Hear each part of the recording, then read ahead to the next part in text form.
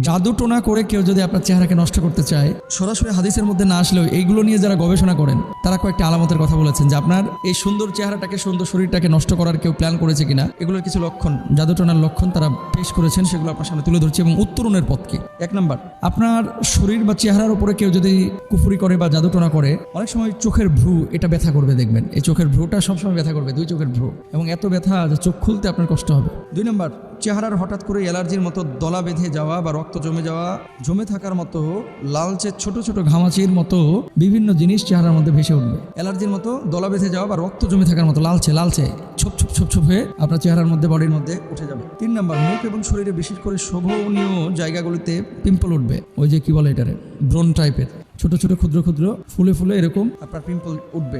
মুখের মেস্তা এবং চামড়ার নিচে কালো তিলের মতো দাগ উপস্থিত, যা মেডিসিন বা প্রসাধনী ব্যবহারেও যায় না।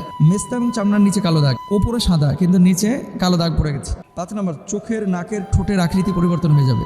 সার্জারি করে অনেকে পরিবর্তন করে, কিন্তু এটা অটো পরিবর্তন হয়ে যাবে। পরিবর্তন বলতে বাঁকা হয়ে যাচ্ছে এবং ডাক্তারের কাছে যাচ্ছেন, কোনো রোগ ধরা পড়তেছে না, তারপরে কেন এই পরিবর্তনগুলো আপনি বুঝতে পারতেছেন না। এরকম যদি হয়, জানবেন যে চেহারার উপরে কেউ জাদুটোনা করতে যাচ্ছে বা করেছে। চোখের পাতা সহ চোখের চারপাশ কালো হয়ে যাবে। আগে কালো ছিল না, কিন্তু এখন চতুর্দিকে কালো দাগ পড়ে গেছে 2 চোখে, হঠাৎ কোনো কারণ নাই। হ্যাঁ, অনেক সময় কিডনির পেশেন্টদের হয়ে থাকে, পেটের মধ্যে কোনো রোগ আক্রান্ত থাকলে, মানে রোগ থাকলে সেক্ষেত্রে হয়ে থাকে।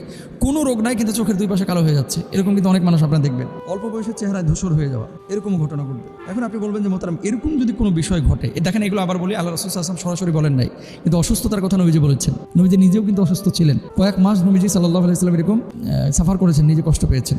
এরকম এই সমস্ত কাজ থেকে বাঁচার জন্য আপনি করবেনটা কি? কেউ যদি বুঝেন যে আপনারা কেউ জাদুটোনা করেছে, বাঁচবেন কিভাবে? 1 নম্বর কাজ হচ্ছে 5 ওয়াক্ত নামাজটা আপনার ঠিকমতো পড়তে হবে। 5 ওয়াক্ত নামাজের পর আয়াতুল কুরসি 4 কুল পড়ে হাতের মধ্যে ফু দিয়ে পুরো শরীরটাকে মুছবেন। সবসময় ওযু অবস্থায় থাকার চেষ্টা করবেন। 1 নম্বর কাজ।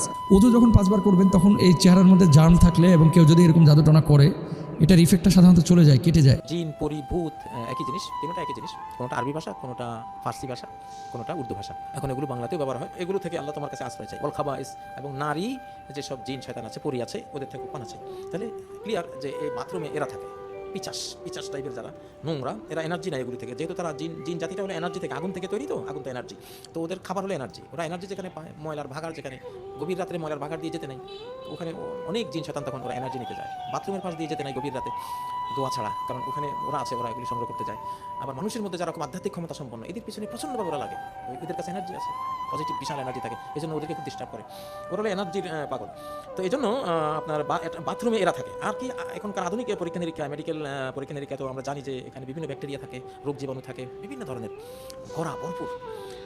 তো আর তো এমনি স্বাভাবিক এখানে একটা কি আছে, নাপাক তো আছেই। তো এসবের